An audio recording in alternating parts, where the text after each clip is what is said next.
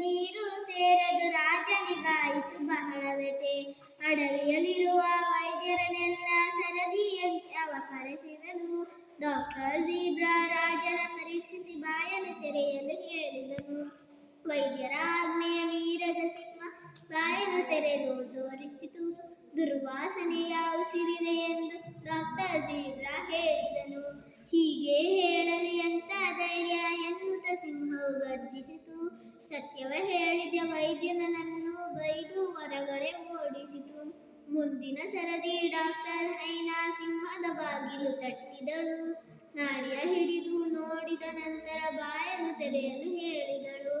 ಎಂತಹ ಸುವಾಸನೆ ನಿಮ್ಮ ಉಸಿರಲೆ ಎನ್ನುತ್ತ ಮುಖವನ್ನು ನೋಡಿದಳು. ಸಿಂಹಕ್ಕೆ ಕೋಪವು ನೆತ್ತಿಗೆ ಏರಿ ಮುಖಸ್ತುತಿ ಮಾಡುವೆ ಎಂದಿತು. ಇರುವ ಸತ್ಯವ ಹೇಳಲು ಹೆದರಿದ ಹೈನಾಳನ್ನು ಹೊರ ಹಾಕಿಸಿತು. ನಂತರ ಸರದಿ ಜಾಣ ವೈದ್ಯನರಿ ಬಾಗಿಲು ತಟ್ಟಿ ಒಳ ಬಂದಿತು.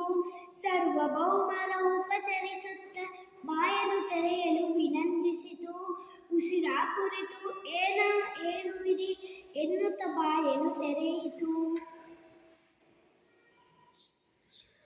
ಚಾಣಕ್ಷನರಿ ತಕ್ಷಣ ಹೇಳಿತು, ಶೀತದ ಮೂಗು ಕಟ್ಟಿದ ಒಡೆಯ, ವಾಸನೆ ಏನು ತಿಳಿಯದು ನನಗೆ ಎನ್ನುತ್ತ ಕೇಳಿತು ಕ್ಷಮೆಯನು. ಸಿಂಹದ ಕೋಪಕ್ಕೆ ಬಲಿಯಾಗದೆ ಪಾರಾಯಿತು ನರಿಯು. ಉಪಾಯ ಬಲ್ಲವನಿಗೆ ಅಪಾಯವಿಲ್ಲ ಎನ್ನುವುದೇ ನೀತಿಯು.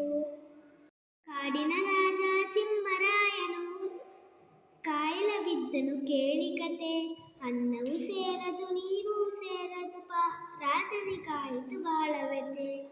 ಈ ಪದ್ಯವನ್ನು ಬರೆದವರು ಅರುಣ ನರೇಂದ್ರ ಪಾಟೀಲ. ಧನ್ಯವಾದಗಳು. ಸತ್ಯವಂತ ಪಾಲಕ. ಗುರುಗಳು ತರಗತಿಗೆ ಬರುವುದನ್ನು ಕಂಡರು. ಮಕ್ಕಳು ಸದ್ದು ನಿಲ್ಲಿಸಿ ಕುಳಿತ ಕಳ್ಳರು. Chandra Bose, Mahatma Gandhiji, doctor B R. ಅಂಬೇಡ್ಕರ್,